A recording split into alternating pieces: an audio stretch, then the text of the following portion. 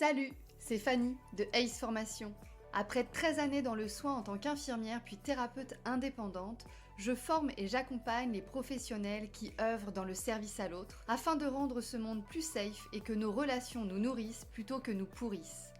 Si vous avez une activité dans le bien-être, que vous êtes thérapeute ou coach, vous trouverez ici des conseils stratégiques, des retours d'expérience et des tas d'informations pour faire fleurir votre business.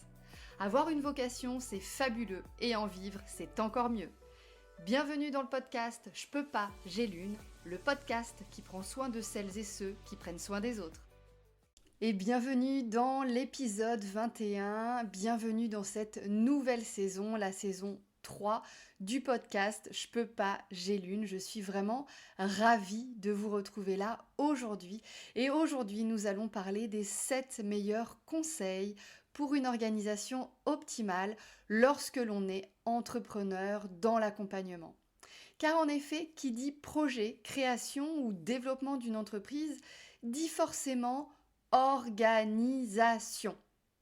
Mais ce que je constate dans mes coachings ou formations, auprès des entrepreneurs du domaine du soin et de l'accompagnement, c'est que l'organisation n'est pas forcément adulée. Elle est même parfois complètement rejetée, ce qui crée un planning éclaté, un quotidien professionnel au petit bonheur la chance en fonction des humeurs de la journée et un chiffre d'affaires qui va forcément jouer au yo-yo. On entendra ensuite des plaintes ou des on dit que, comme quoi les métiers du bien-être ne sont pas viables, qu'accompagner l'autre, ça épuise et qu'il n'y a plus de place pour son projet car il y a beaucoup trop de thérapeutes ou de coachs sur le marché. Alors, pour faire très court, je répondrai en un mot à ces 3 on dit que non. Car oui, il est possible de vivre d'une activité dans le domaine du bien-être à partir du moment où on la gère comme une véritable entreprise qui doit rentrer un chiffre d'affaires grâce à une stratégie claire dans son marché cible. Il n'est pas juste question d'une passion, même si la passion, c'est le feu qui permet de commencer. Être entrepreneur est bien un métier à part entière. Et non, l'accompagnement n'est pas épuisant à partir du moment où l'on pense à soi en priorité et où l'ancrage fait partie de la posture professionnelle de façon constante. On ne donne pas de soi quand on accompagne son client ou patient, mais on se met à l'écoute en œuvrant avec ses outils et son talent, en prenant toujours garde à sentir les propres limites de son intégrité physique et psychique. Cette posture de se mettre au service de l'autre est une posture qui s'apprend et qu'il est nécessaire de répéter afin de l'acquérir et d'agir toujours à partir d'elle. Et enfin, oui, le soleil brille pour tout le monde. Le marché des thérapies non conventionnelles et des accompagnements humanistes n'est pas encore saturé et c'est tant mieux. Et d'ailleurs, je rajouterai même que pour moi, il ne pourra jamais être saturé parce que en fonction de là où en sont nos clients, ils vont choisir le thérapeute, l'accompagnant ou la pratique qui leur convient. Et ce marché le sera peut-être saturé le jour où chaque professionnel affichera complet et que des personnes chercheront en vain des créneaux de consultation libres. Peut-être un peu comme ça se passe avec les médecins généralistes, me direz-vous, aujourd'hui. Mais là, c'est parce qu'il n'y a pas assez de médecins sur le territoire, ou en tout cas, ils ne sont pas répartis de façon équitable.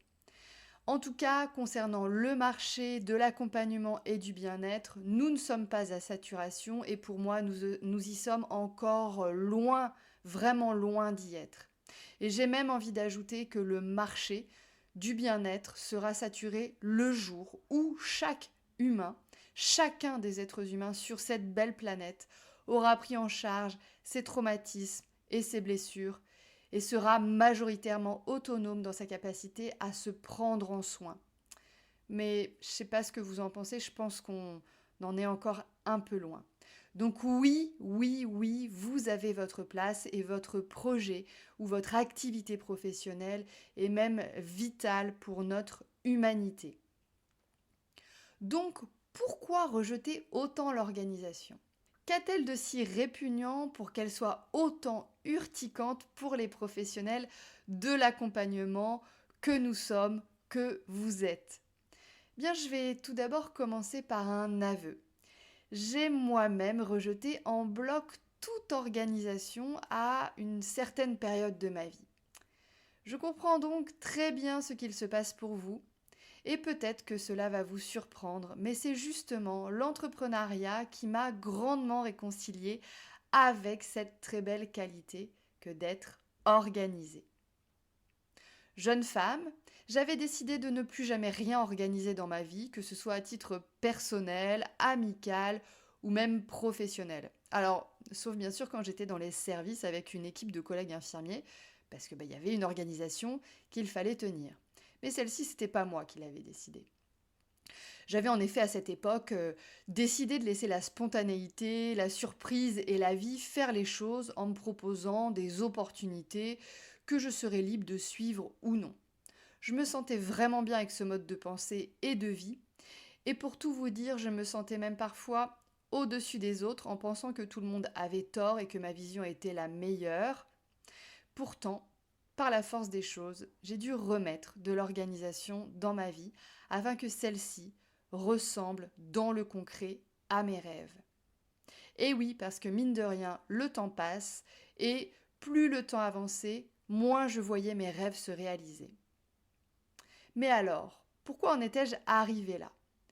Pourquoi voyais-je l'organisation comme l'ennemi numéro 1 à la spontanéité et même à la vie tout entière?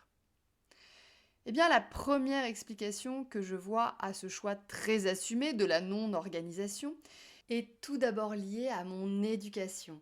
J'ai en effet grandi dans une famille où l'organisation primait sur tout, absolument sur tout, même le lien de sécurité affective parent-enfant. Ma mère, particulièrement, était une femme très rigide et trop organisée. Un climat de pression régnait dans le quotidien et aucune place n'était faite à l'erreur ou à l'imprévu. J'ai donc très tôt associé l'organisation avec le stress. Et le stress à l'absence de vivant en moi et autour de moi. C'est donc très naturellement que j'ai fait une belle polarité en devenant jeune adulte. Je suis allée d'un extrême à l'autre en passant d'une organisation psychorigide chez mes parents à une vie totalement improvisée chez moi. J'ai cessé toute organisation afin d'éliminer le stress et de me sentir libre. Enfin, c'est ce que je croyais au début. Et vous, est-ce que de votre côté, vous avez aussi l'impression que votre éducation influence votre façon d'aborder votre profession? Posez-vous vraiment cette question. En abandonnant toute forme d'organisation, je me suis sentie très vite débordée. J'avais l'impression de ne pas réussir à faire tout ce que j'avais en tête. Plutôt de surfer sur le temps, je luttais contre.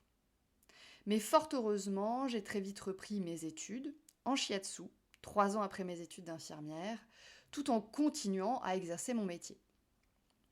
J'ai créé ma première association et j'ai ouvert 2 cabinets. Donc impossible de ne pas être organisé avec des projets de ce type. Voici donc mes outils préférés en termes d'organisation professionnelle. Attention, c'est parti, prise de notes obligatoire. Premièrement, la to-do list. Mais pas n'importe laquelle. Ma to-do list, digne d'efficacité, comprend toujours une date et seulement quelques items. J'évite de dépasser 10 points par jour.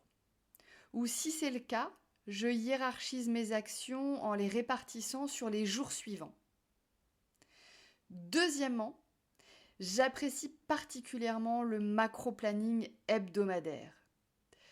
Ce planning n'est pas un planning ordinaire, c'est un planning qui n'est pas détaillé. Il est par contre fixé sur une longue période. En général, mon planning hebdomadaire, mon macro-planning hebdomadaire est valable sur à peu près 1 à 2 saisons, voire un peu plus, mais ensuite il devient obsolète. Donc je suis amenée à le refaire. Le macro-planning, qu'est-ce que c'est? Le macro-planning hebdomadaire, eh bien, il vous permet de repérer et de noter les grandes tendances de la semaine, sans noter d'horaire.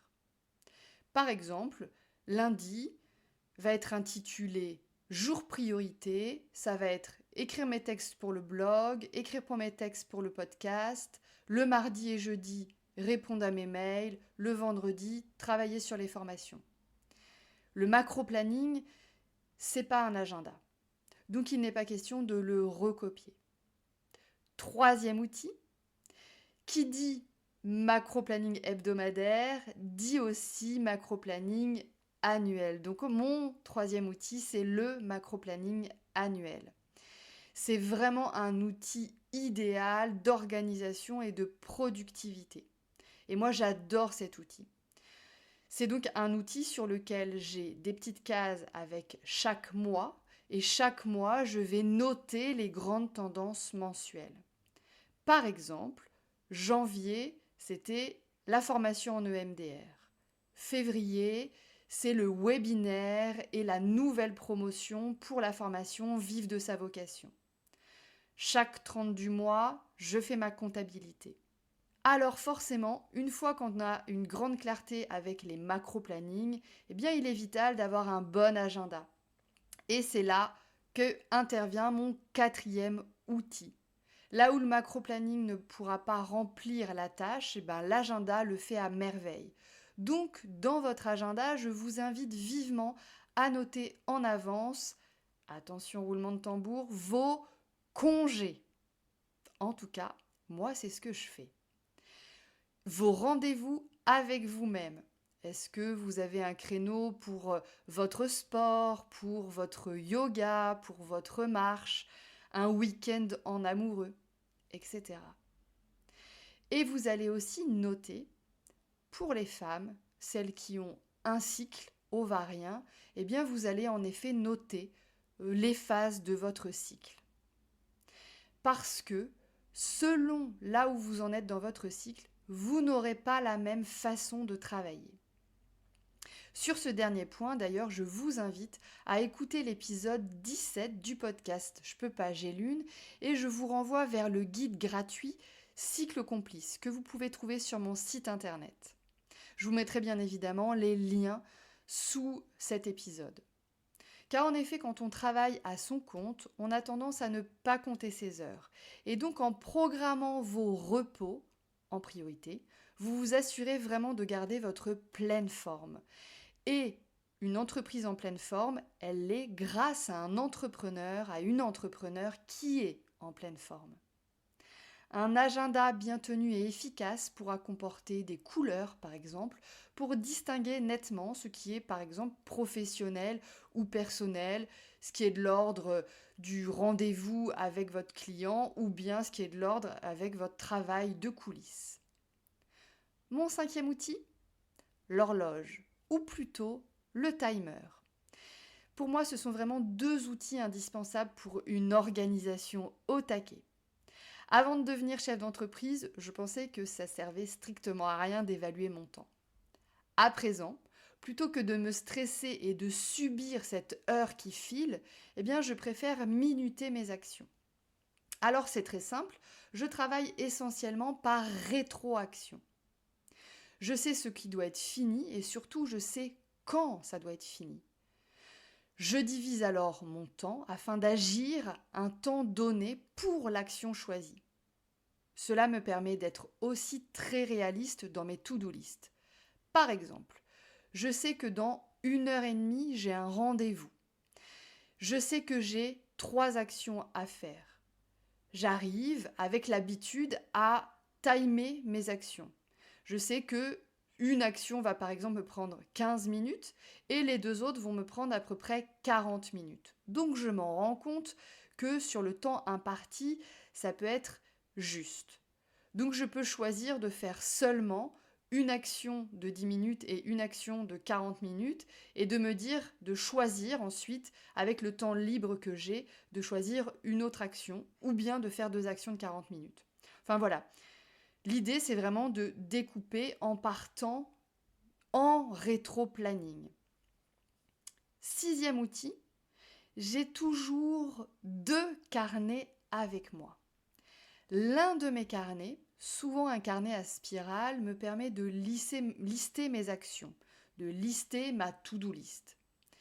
J'ai, on va dire, depuis longtemps abandonné les feuilles volantes au profit des carnets. Pourquoi? Parce que mes feuilles volantes, je commençais à les collectionner, je barrais sur l'une, je voulais la mettre à la poubelle, mais je pouvais pas. Bref, je me retrouvais avec un tas de feuilles, je retrouvais jamais la bonne feuille au bon moment.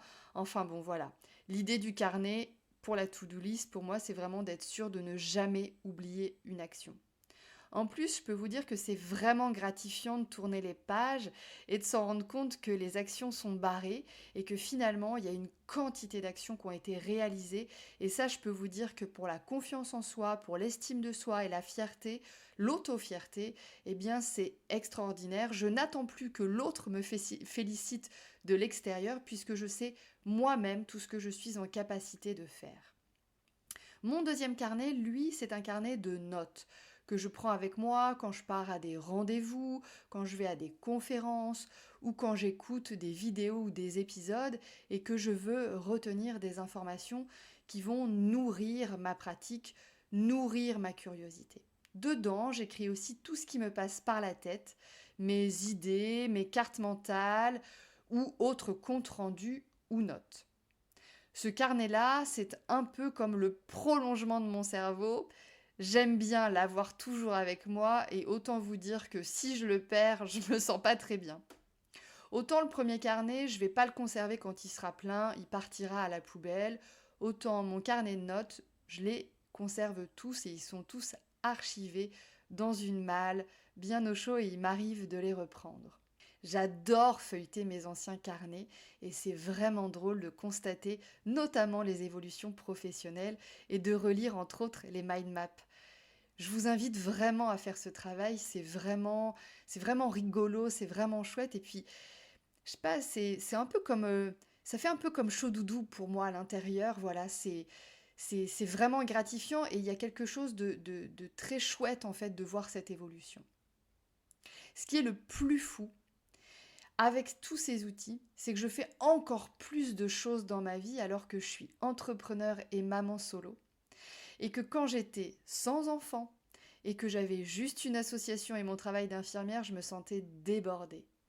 Franchement, avec une organisation hyper calée, on peut vraiment vivre une vie à 100% qui nous ressemble. Et pour terminer, je souhaiterais vous dire que la meilleure des organisations, c'est celle que vous vous créez vous-même. Peut-être que certains de mes outils vont vous parler. Peut-être que d'autres ne vont pas vous parler. Vous n'êtes en aucun cas obligé de garder et de mettre en place ces 6 outils. Retenez, le 7e outil, c'est de créer votre organisation sur mesure. Ne multipliez pas trop les outils pour vous organiser et allez toujours à l'essentiel, ce qui est essentiel pour vous. Il me semble tout de même que ce qui compte, c'est d'avoir toujours à l'esprit pourquoi vous faites les choses. Le comment, c'est une conséquence logique qui va découler de ce pourquoi. Vous pouvez d'ailleurs, avant la mise en place de votre organisation optimale, aller télécharger sur mon site internet le document que j'ai appelé les 6 pourquoi. Pareil, je vous mettrai le lien sous cet épisode. À présent, vous devriez sentir que l'organisation n'est plus un virus à suivre, mais plutôt un précieux allié à embrasser complètement. Et donc, si c'est le cas, vous devriez d'ores et déjà être en train de planifier un temps dans votre agenda pour vous créer, imaginer et travailler sur vos outils idéaux d'organisation. Sachez tout de même que vous n'êtes pas obligé de tout changer tout de suite. Faites par étapes. Vous pouvez simplement débuter par l'un des outils dont je vous ai parlé. Vous pouvez évaluer son efficacité avant de passer au suivant. Et si vous sentez qu'il est temps pour vous d'aller plus loin en termes de réussite organisationnelle et donc forcément de réussite entrepreneuriale, eh bien je vous laisse aller découvrir la formation Vivre de sa vocation, une formation qui vous guide pas à pas vers le professionnalisme et la sécurité financière.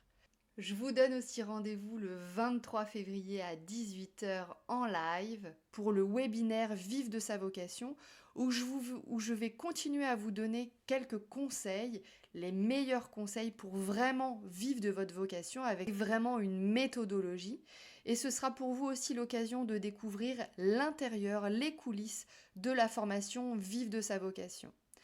Je vais aussi rajouter ici que j'ai fait le choix parce que nous sommes dans une période où, en ce moment, la crise financière, la crise même tout court, j'ai envie de vous dire, est bien présente. Et donc, j'ai fait le choix de ne pas augmenter le tarif de la formation Vive de sa vocation, alors que la formation Vive de sa vocation, elle englobe 2 formations, créer son activité et déployer son entreprise. Et en plus, elle a des cours en supplément avec des masterclass qui auront lieu tous les 15 jours. Pourquoi je fais ça ? Eh bien parce que je pense vraiment que c'est le moment de ne pas laisser le mental prendre le dessus et la peur prendre le dessus, même si nous sommes dans une période de crise. C'est justement le moment pour agir et agir vers vos rêves. Et c'est le moment de mettre en place un business dans le bien-être qui fonctionne. Le monde en a besoin. Donc, pour plus d'informations, je vous invite, si vous voulez, à me laisser un commentaire sous cette vidéo. Je répondrai avec joie, je réponds toujours d'ailleurs. Vous pouvez aussi aller visiter la page de mon site web Vive de sa vocation. Et sinon, je vous dis à bientôt sur le prochain épisode ou bien les réseaux sociaux. Merci beaucoup pour votre écoute. C'était Fanny Frock pour Ace Formation. Portez-vous bien. J'espère que cet épisode vous a plu et que vous avez appris plein de choses. Dites-le moi en commentaire. Vous pouvez aussi me laisser un avis ou vos idées pour les prochains épisodes. Je vous lirai et répondrai avec grande joie. Pour faire vivre le podcast Je peux pas, j'ai l'une. Merci de vous y abonner et de le partager.